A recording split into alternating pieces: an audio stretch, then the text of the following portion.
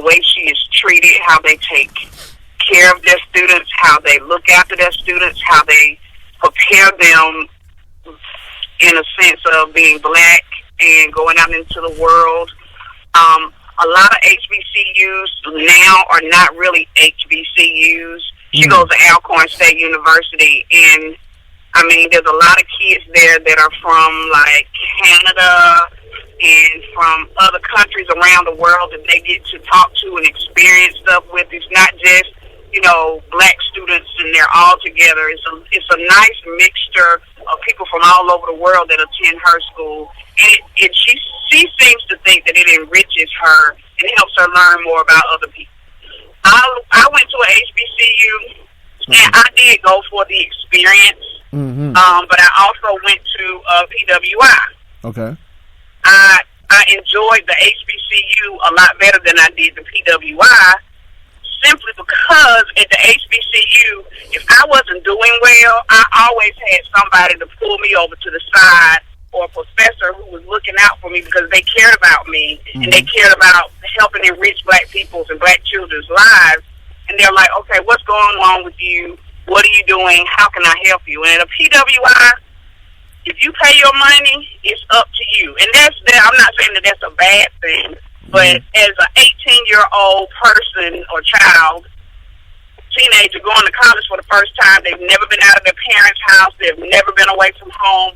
I think that HBCU experience, at least their freshman and sophomore year, is something good for them to have in order to help their mind and help their growth if they get around the right people. Now let me ask you this. And I say get around. Go ahead. Let me ask you this though, because my question is that, and me being an alum from a HBCU, I definitely enjoy the experience. I definitely understand that was something that I gravitated to, the fact that I know I can be a slacker at times or get frustrated, and you need that extra push, right? Right. But my question is, why don't they need that at PWIs? They do need that in PWI, but in most PWIs, you're not going to have somebody there to give you that push. They feel like you paid your money. You should realize by now that it is your responsibility to do what you have to do in order to... But see, that's my point. You are an adult. You are over the age. You are an adult age by age. But you're not an adult by, maturity level. You just left home. Most of those kids' parents didn't let them go nowhere. Well, my mom, she didn't let me go nowhere. She didn't let me do anything. I was in the house when I got out of school. Okay. When I went to that PWI as a freshman, I was bugged wild because I've never been there. I've never had any type of freedom before. But I had to leave that PWI. Shout out to West Georgia College and University in Carrollton, Georgia. I had to leave that PWI because I couldn't pass the class because I was too turned up all the time.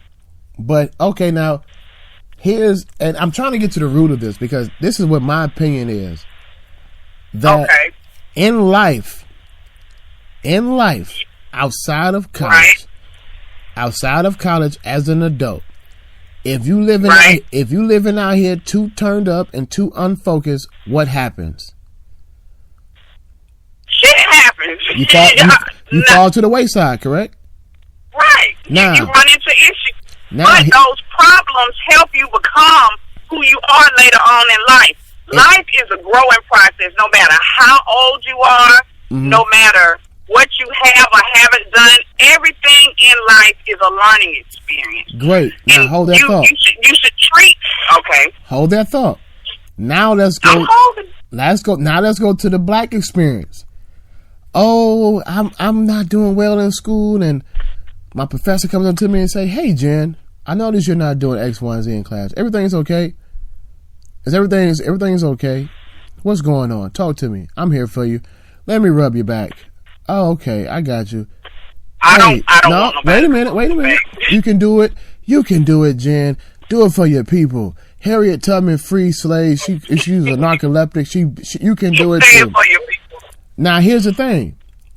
Now, in real life, your professor in college... You're not going to have that. Exactly. You're not going to have that. How was that preparing me for real life when damn well, if I can't pay my bills, they're just giving you an extra boost for later on in life. It's baby, not. Georgia it's not Power don't give you an extra preparing. boost. Georgia Power don't give you an extra boost when you can't pay your damn bill. No, they'll turn your lights off. But Damn, when you're 18 years old and you just left home, you need somebody to give you an extra push.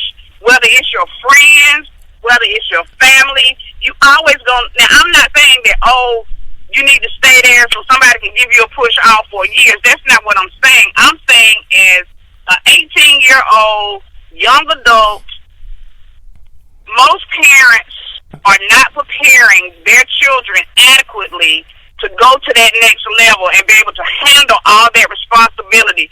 You graduate from high school in May, and in August, boom, there goes the real world all of a sudden smack dab in your face.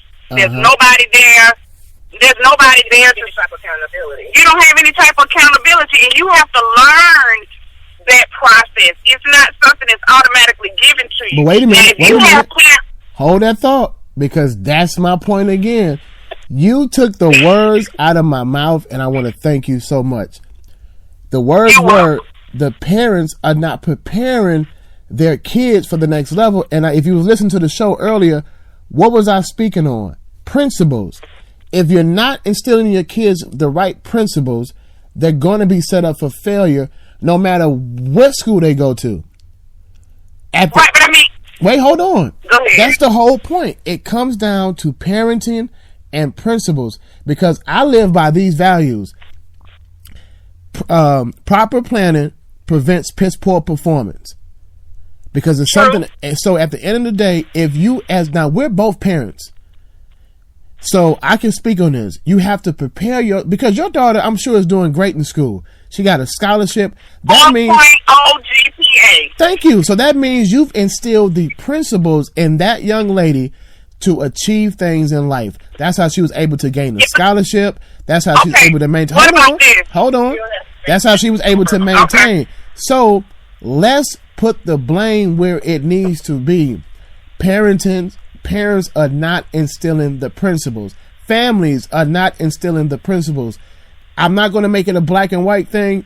I could lean towards black households not being properly structured, but that's a whole different thing. That's not our fault. A lot of that that's a whole deeper issue. But now you see what the problem is. You know where that comes from? That comes from children having children and not being prepared, or even knowing what they're doing themselves, or how they didn't raise themselves. They automatically get pregnant and they have kids. Their kids decide, oh, boom, I don't want to be like my parents. But their parents didn't instill anything in them to go to the next level. Sometimes you need to go, not saying all 4 years to an HBCU, but I think all black children should at least have that type of experience, at least 1 year. Then you can go to your Harvard, you can go to your University of West Georgia, you can go to your Georgia State, but you have experienced both experiences, and you can take something from both of them and use them to grow as a human being and as a person in the world. That's just my opinion. I respect your opinion. I want to end the show on this note, because I'm a little over time, so I want to end it on this note. And I'm going to ask a personal question. Why do you feel your daughter has been able to achieve what she's achieved, and why she's on her own and doing her thing? I won't say that I was a hard parent. Mm-hmm. I let her go out. I let her do things with friends. I let her experience life while she was still at home with me, so she could come home and say, Mom, this happened. And I can say, oh, how did you handle that situation? How do you think you can handle that situation better if this happened again? Mm-hmm. You see what I'm saying? Mm-hmm.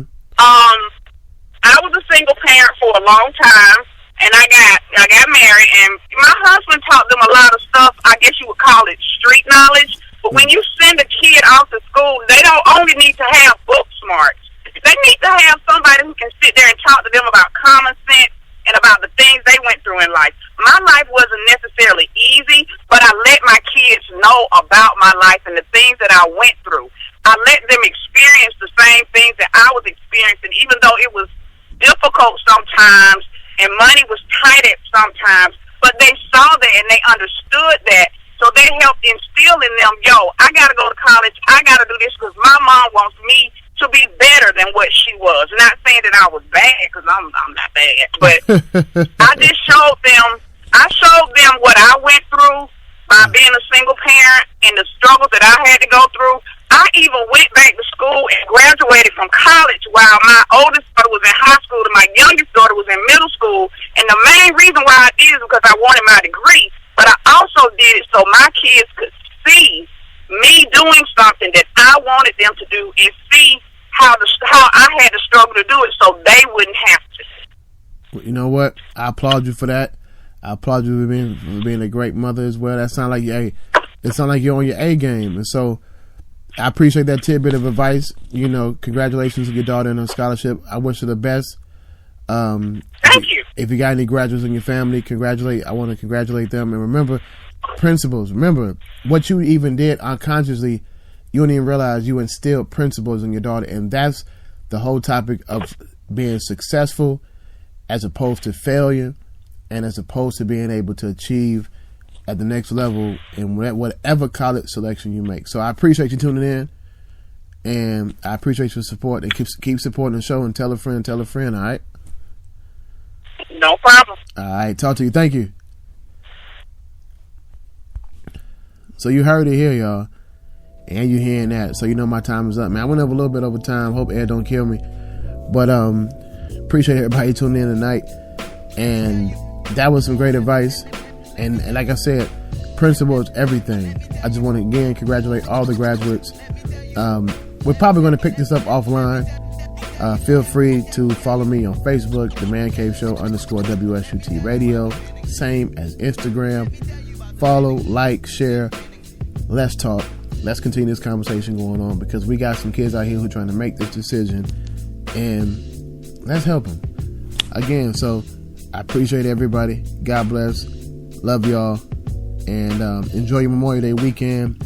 And you'll be hearing from me Saturday, y'all. Peace.